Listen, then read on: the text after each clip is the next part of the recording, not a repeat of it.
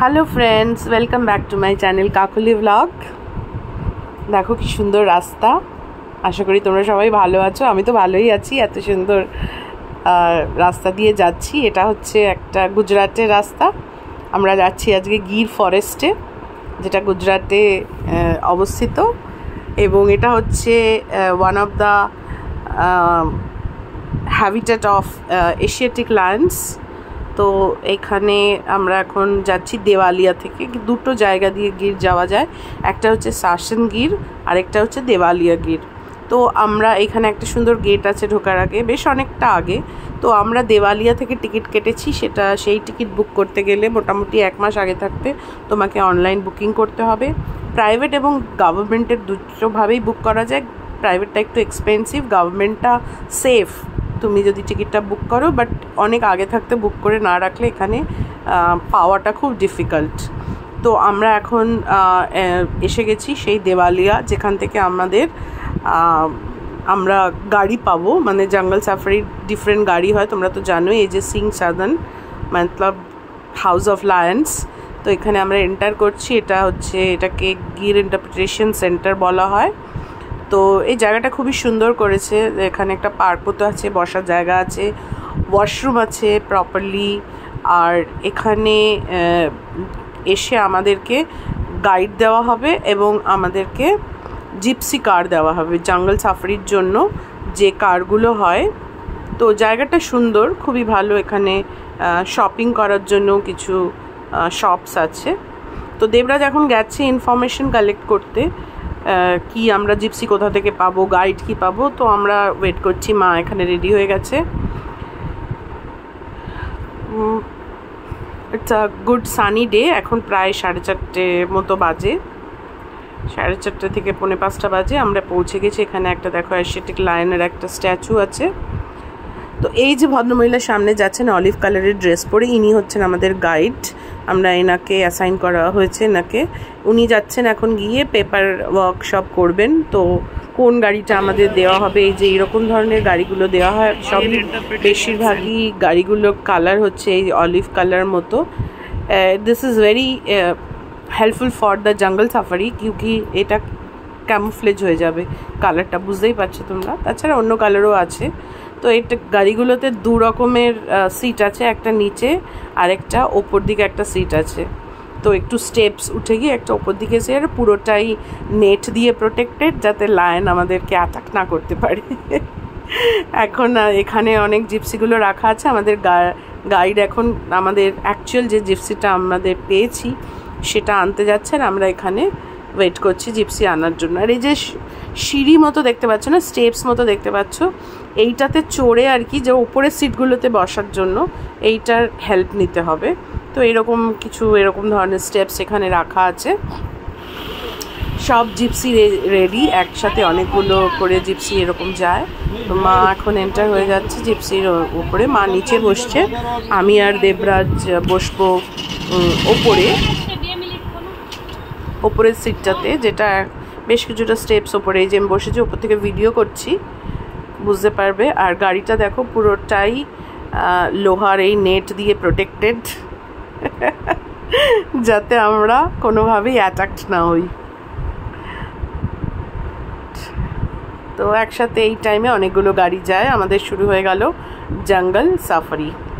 তো এইখানে আমি বলে রাখি, এই যে সোমনাথ থেকে প্রায় এটা 43 কিলোমিটার দূরে এই গিরের ফরেস্টটা।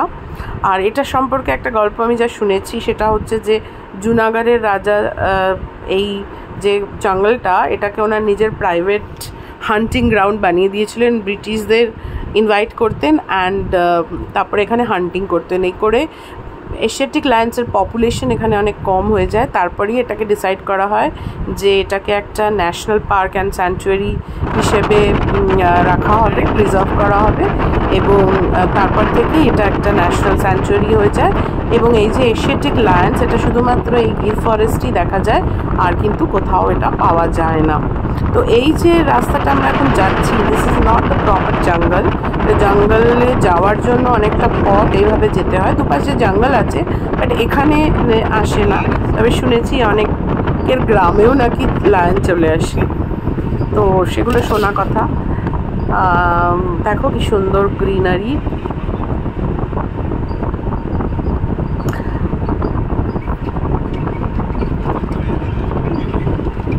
এই যে জায়গাটাতে আমরা এখন এসে পৌঁছালাম, এটা একটা রেস্টিং প্লেস বলতে পারো। এখানে অনেকে যারা গাড়ি নিয়ে ডাইরেক্ট আসছে তারা এখানে গাড়ি পার্ক করে বাস নিচ্ছে অথবা জিপসি নিচ্ছে। এখান থেকে সমস্ত জিপসিগুলো একসাথে যায়। এখানেও কিছু পেপার ওয়ার্কস আছে, যেই পেপার ওয়ার্কসগুলো ক্লিয়ার করলে তবেই তুমি মেন জঙ্গলে ঢুকতে পারো।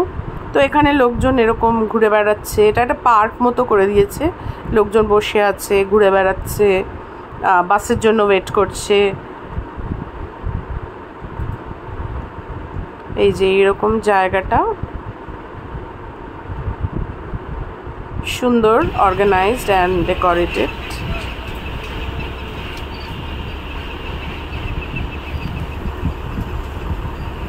এই যে আমাদের সামনে ছোট ছোট কিছু বাস এবং গাড়ি একসাথে একটা কনভয়ের মতো যায়।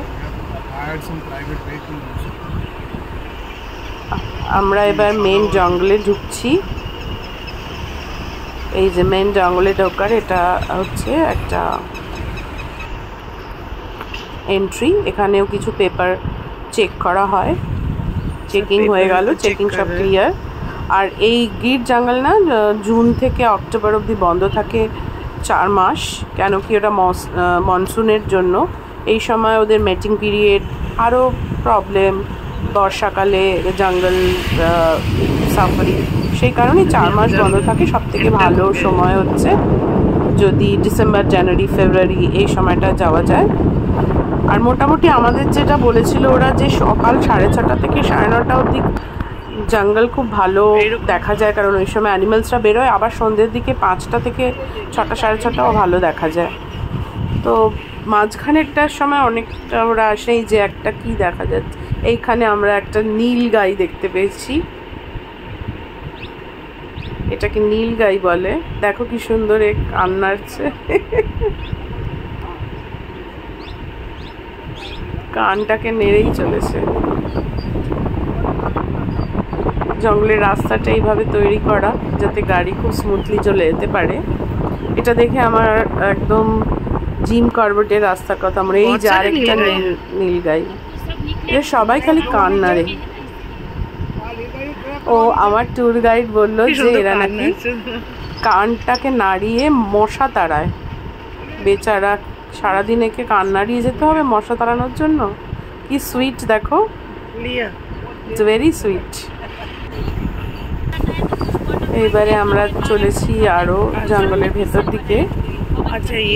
এখানে যেখানেই মনে হচ্ছে যে কিছু দেখার, জানোয়ার দেখার সুযোগ আছে, সেখানেই কি ড্রাইভাররা দাঁড়িয়ে পড়ছে আর গাড়ি স্টার্ট বন্ধ করে দিচ্ছে। এটা হয়তো জঙ্গলের একটা রুল। এটা গ্রাসল্যান্ডের ওপর দিয়ে আমরা যাচ্ছি। কিছু এটা দেখা যাচ্ছে, ওরা দাঁড়িয়ে। এই যে wow, king of the jungle lion. এই দেখো উঠছে। ওয়াও, সত্যি রাজা। একটা লায়নেসও আছে সাথে। এইটা খুবই আমরা লাকি যে আমরা এরকম কাপল একসাথে দেখতে পাচ্ছি। অনেকেই এসে ঠিকমতো দেখতে পায় না, ওরা কোথায় ঢুকে থাকে, গভীর জঙ্গলে পাওয়া যায় না। তো আমরা নিজেদেরকে লাকি মনে করছি যে আমরা অ্যাটলিস্ট এদেরকে দেখতে পেলাম।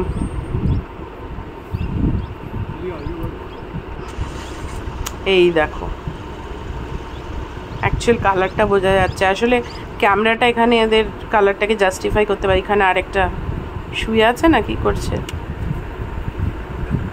বসে আছে। Wow, what a Kesar. এই দেখো, বুঝেছো? জানোয়ারদের মধ্যে পুরুষরা বেশি সুন্দর হয় না? ময়ূরকে দেখো, এখানে দেখো লায়ন। লায়নেসের তো কিছুই নেই, কেশর। অথচ লায়ন দেখো, এই কেশরটা দেখার মতো।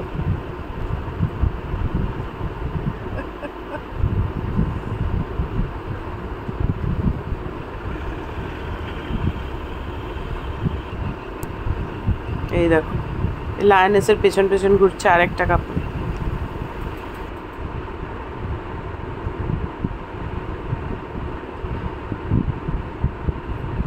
এরা বিন্দাস, মানে গাড়ি যে এতগুলো দাঁড়িয়ে আছে সবাই দেখছে চিল্লাচ্ছে, ওদের কোনো ভ্রুক্ষেপ নেই, ওরা ওদের মতো কাজ করে যাচ্ছে।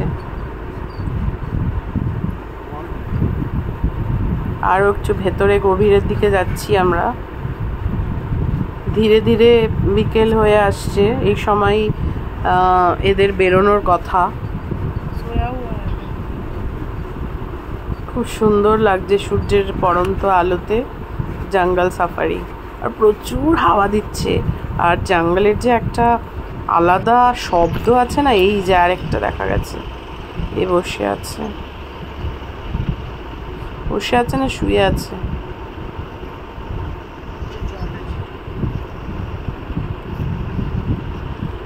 ক্যামেরাতে ধরাটা খুব ডিফিকাল্ট হচ্ছে।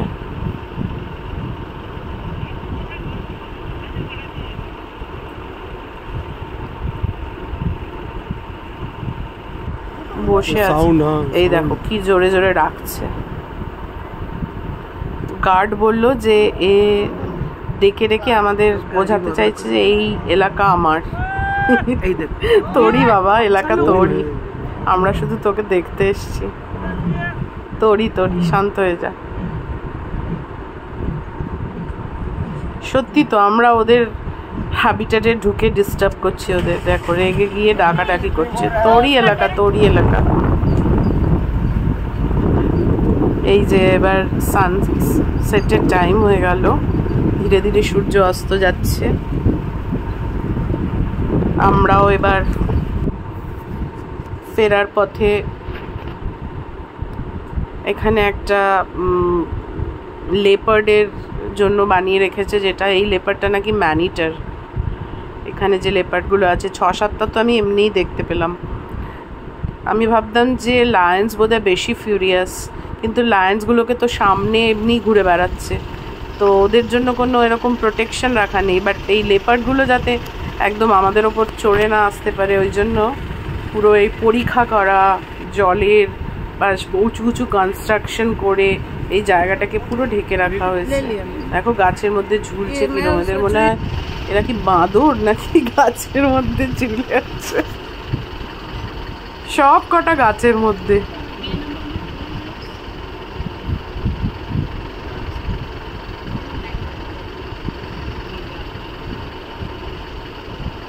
এই যে একজন হেঁটে হেঁটে আসছেন, বাবা দেখে কে বলবে এগুলো ম্যানিটার।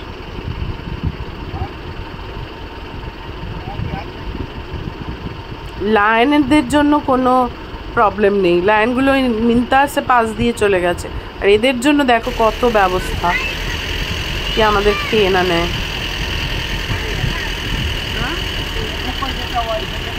এখানে 3-4টে শুয়ে আছে, এই দেখো একখানা, এখানে একটা,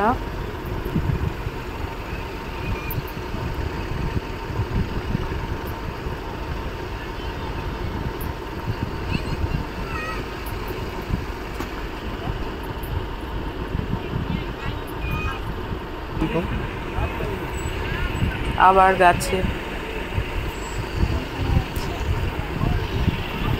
ওরা বোধহয় ভাবে যে গাছের মধ্যে দিয়ে বাইরে পালিয়ে চলে আসবে।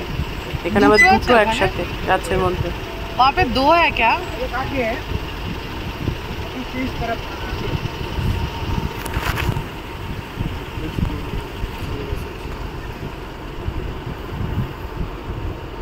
কি মজার জীবন না এদের, রান্না বান্না নেই, অফিস যাওয়া নেই, সকালবেলা ওঠো, খাও, ঘোরো, आराम करो, আবার শুয়ে পড়ো।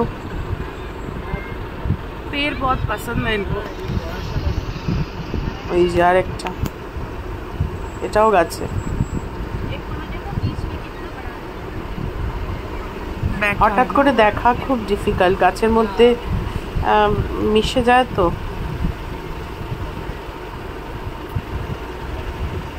গাইডরা ঠিক বুঝতে পারে, ওরাই আমাদেরকে দেখাচ্ছে যে তো আমাদের জঙ্গল সাফারি হয়ে গেল, এবার আমরা বেরিয়ে যাচ্ছি মেন গেট ধরে। আবার আমরা দেওয়ালিয়াতে যাব, ওখানে আমাদের গাড়ি ওয়েট করছে।